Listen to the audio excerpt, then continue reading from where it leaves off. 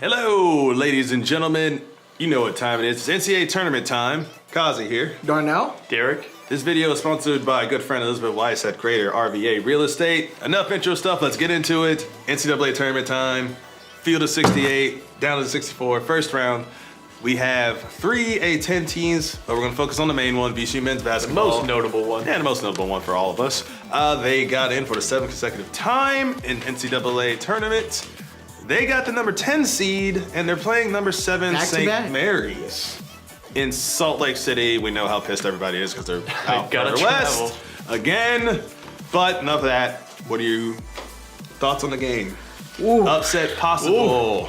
Darnell said, "Ooh, we got an ooh start. I just really think that is a very compelling matchup. I mean, I'm pretty sure not many people are really familiar with St. Mary's. I guess more so here on the East Coast. I mean, East Coast, we don't. I mean, simply put, St. Mary's. They're the second. They're the Robin to Gonzaga's Batman. Exactly. Okay, now that's a good one. I like that. That's a good one. I like that. They lost. But they are a darn good Robin. They lost 3 times to Gonzaga, and the only other loss they have is to UT Arlington, who's the best team in the Sun Belt, who almost made the tournament but got upset. And they were 1 game behind in second place for the regular season title in the WCC. And they also hold a win over Dayton. Yep. Yeah. 3 wins over BYU. Granted, they might put an asterisk on it because Kendall Pollard wasn't available, but they got the win over them. And they got over Nevada too. But also in the field. Yeah, but St. Mary's, efficient offense. Jock Landale, 19 points a game. Second best defense. 6'11". And I mean, look at the matchup this weekend. Size from Rhode Island matters. They have that. And also, Jock can also kick it out to guys on the perimeter that can knock down the 3. 4 guys on that team shooting 40% or more. So defense is going to be the key for VCU to get the W, but it is attainable.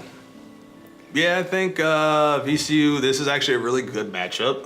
Like I said, the big front court of St. Mary's is going to be a huge, huge point of emphasis, especially controlling the glass. We do have Tillman, who's been on a rebounding tear as of late. You have Mo. If we get more support from Hamdi off the bench, then they could probably, make some noise down there in the paint.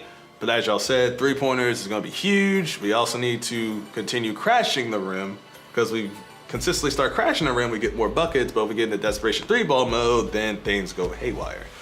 But this is a very, very obtainable upset for VCU to have. It just depends on the VCU team that shows up to Salt Lake City. Yes, we've seen a team that can beat St. Mary's. We've seen a team that can lose to St. Mary's, all in the same VCU uniform. To me, this is a compelling matchup. It's one of the great things about the NCAA tournament. You see matchups like this between teams who wouldn't normally play each other. West Coast versus East St. Coast. Mary's is a big mystery to me. I know they lost. I watched them lose to Gonzaga a bunch of times. I watched them beat BYU a bunch of times. But I don't know a whole lot about St. Mary's. So I can't wait to see our guys go up against their guys. They got some Australians on their team. That'll be fun. Sorry, that was terrible. That was Can't terrible. resist. That'll be fun to watch. And I think this is one of the most tough first-round matchups that VCU's gotten during this 7-year tournament run. But I got a little tidbit for you. Quickly here. In the last 3 years, VCU has been in that 7-10 bracket. In the last 2, the 10 seed is 1. Ohio State beat VCU. In overtime. VCU was a 7. D'Angelo Russell, Ohio Lottery State won. pick. Last year, VCU beat Oregon. VCU was the 10 seed. State. 10 might be a good thing for VCU. We'll see. We'll see if that 3 makes a trend. Now, how about some of our A-10 neighbors? Yeah, speaking of Dayton threes. and Rhode Island getting into that tournament. Let's go with Dayton first off. They've got a tough matchup against a team that we know a lot about. I love it. An underseeded 10 seed in Wichita State. Dayton got a tough luck 7 seed, if you ask me. I think they got probably the roughest pick out of all 3 because you got Wichita State as a 10 seed. That highly underseeded. Yeah, Medford say they're better than that. Resume is really not all that impressive, though. But the name within itself, Greg Marshall has led that team to That's the not promised land supposed to before. mean anything.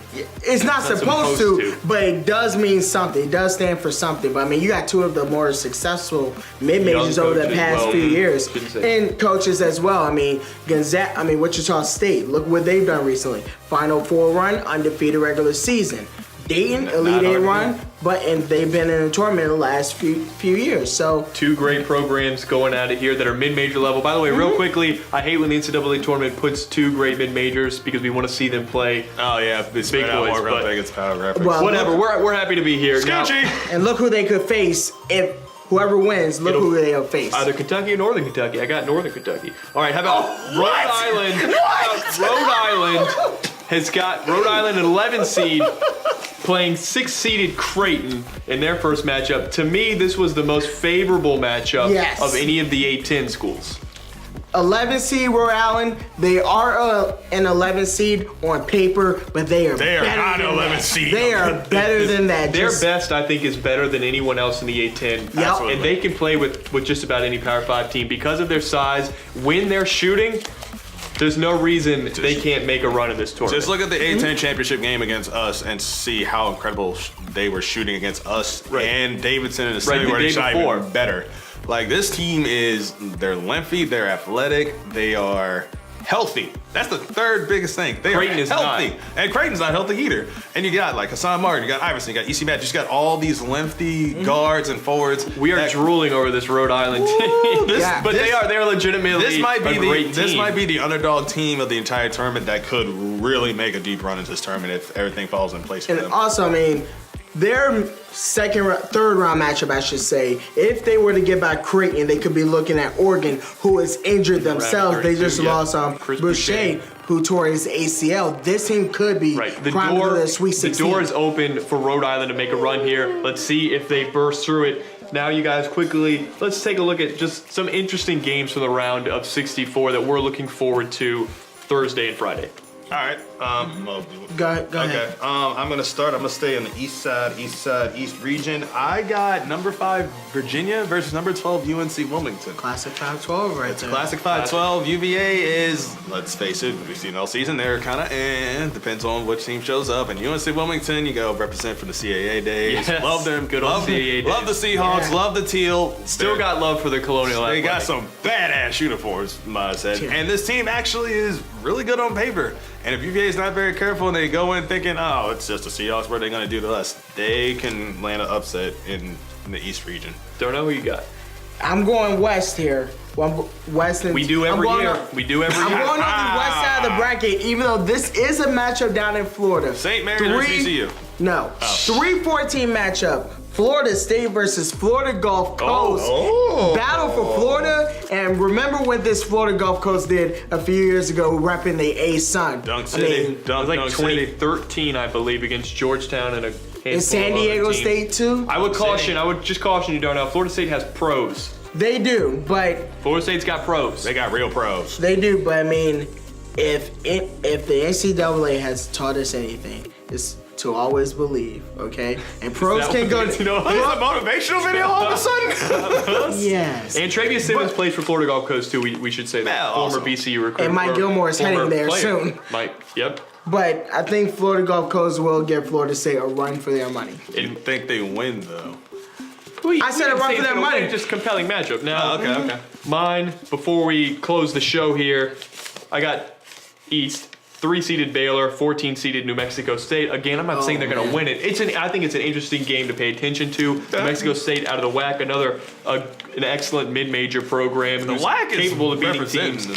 And Baylor, Their history. remember they lost last year to Yale, and they got out-rebounded. Darnell, how did they get out-rebounded by Yale last year? And you want to talk about another team that had pros. I mean, they didn't have pros, but they had big guys. They had big guys. They got and they pros. still had big guys. And the little guys out-toughed them. They got pros. Maybe it happens again against New Mexico State. I don't know. I'm not rooting one way or the other. I just think it's an interesting matchup, which is why the NCAA tournament is so great. Such a great month to watch college basketball. We're looking forward to these next, particularly Thursday and Friday are great, and then obviously Saturday, Sunday, and just going on there the rest of the month should be a lot of fun. Great time to hang out with your friends. Go to a bar, get some beers, get some wings, get whatever you need.